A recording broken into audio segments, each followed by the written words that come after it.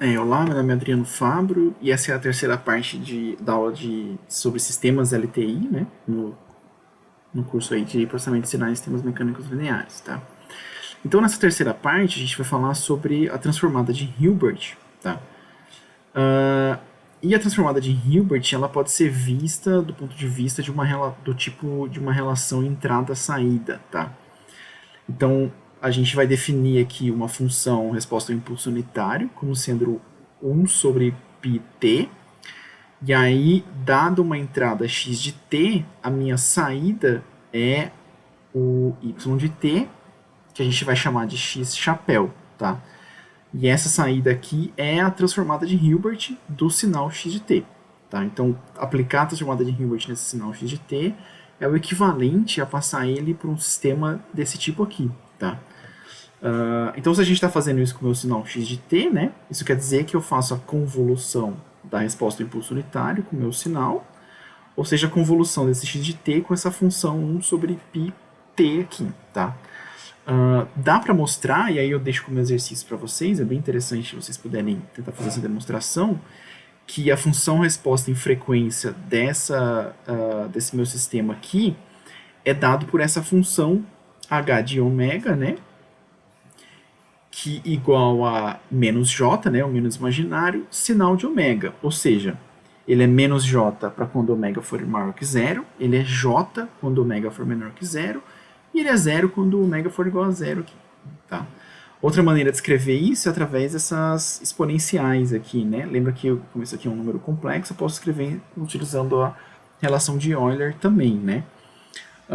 Com essa representação em frequência aqui, também é uma outra maneira de escrever a minha transformada de Hilbert, tá?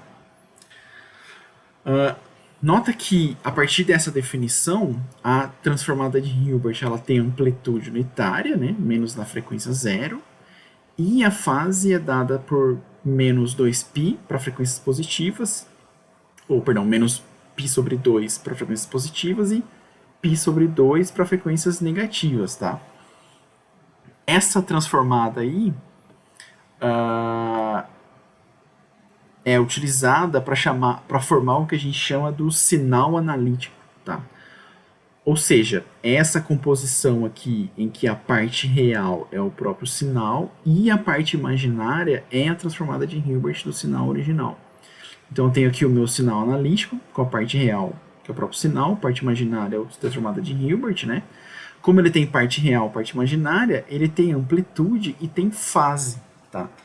Então a amplitude e a fase desse meu sinal analítico é a amplitude instantânea do meu sinal original e a fase instantânea do meu sinal original, tá? E aí, a partir dessa fase instantânea, eu consigo definir uma definição um pouco mais de amplo senso aí, né? A minha frequência instantânea do sinal também, definida como a derivada da fase em relação ao tempo. Dessa maneira aqui, tá? Então, se eu montar o sinal analítico e pegar a amplitude e a fase dele, né, eu vou ter a fase e a amplitude instantânea do meu sinal, e a partir da fase eu tenho a minha frequência instantânea desse sinal aí. Então, por exemplo, como é que funciona isso, né? Então, imagina que eu tenho aqui um sinal modulado em amplitude, né? Então, eu tenho uma onda portadora aqui, harmônica, ômega c, né? Cosseno de ômega ct, e ela modulada em amplitude para um outro sinal aqui, que ele vai ter um componente DC, né, mais um termo que oscila também com uma frequência ômega m, tá? Então repara que para eu ter essa modulação em amplitude, né, a minha frequência ômega c, ela tem que ser bem maior, ela tem que ser maior em geral do que essa frequência da amplitude moduladora aí, né?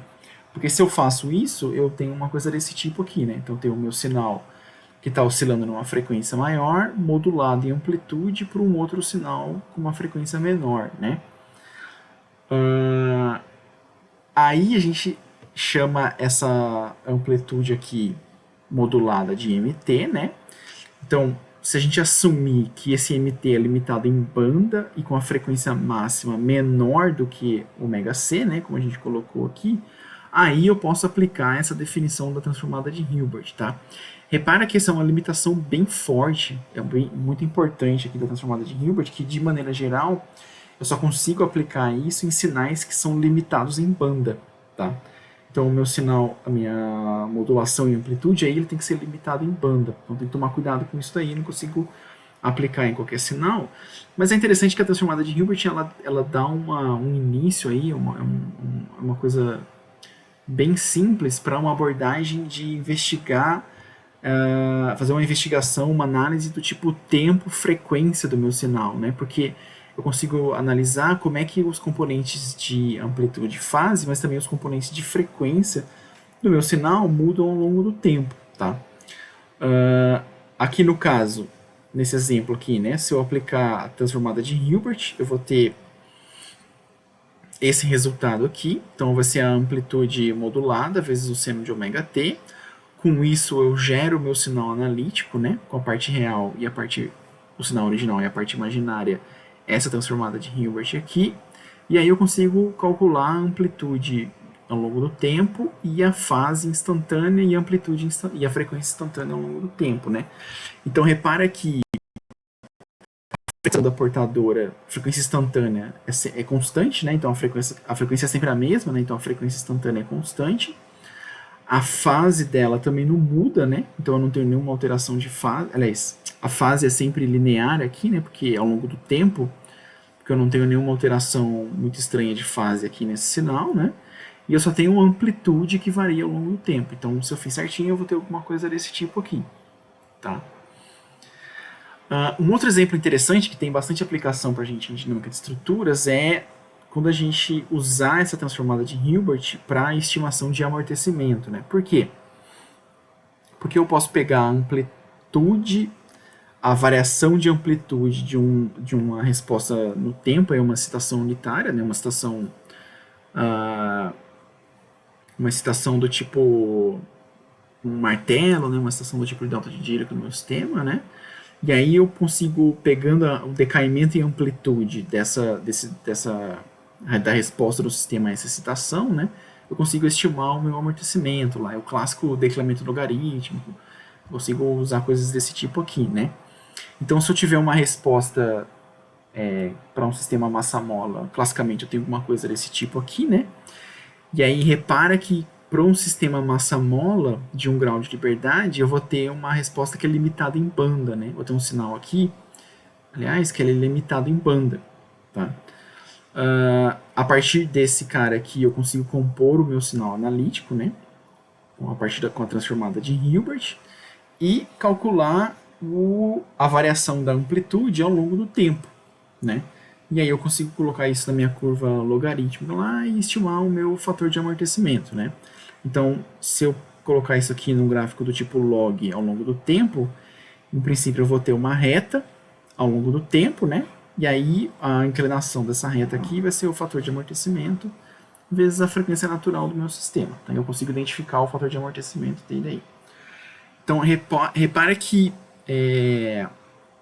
se eu fizer isso num sinal desse tipo aqui, eu vou ter essas oscilações no começo e no final do meu sinal, né? Da minha amplitude, que vão ser basicamente efeitos de janelamento, que a gente vai discutir lá na frente, tá? Então isso aqui é por causa que eu cortei o meu sinal antes, eu janelei o meu sinal, né? Eu parei de medir ele aqui antes dele cair completamente, o que geralmente vai ser o caso, né? Porque isso aqui pode demorar muito tempo, enfim. Então eu posso ter efeitos desse tipo aqui. E aí o que vai acontecer é eu ter o efeito desse no começo e no final da minha amplitude instantânea, né? Então, beleza aí. Um outro exemplo é um exemplo de modulação em frequência, né? Então eu tenho aqui a minha onda portadora, cosseno, e aí com uma frequência central aqui, ômega c, né? E aí eu tenho um outro termo aqui que modula essa frequência central, tá? Considerando essa hipótese aqui, né, que a frequência de modulação é muito menor que a frequência central, tá? Aí eu consigo compor o meu sinal analítico, tá? Dessa maneira aqui,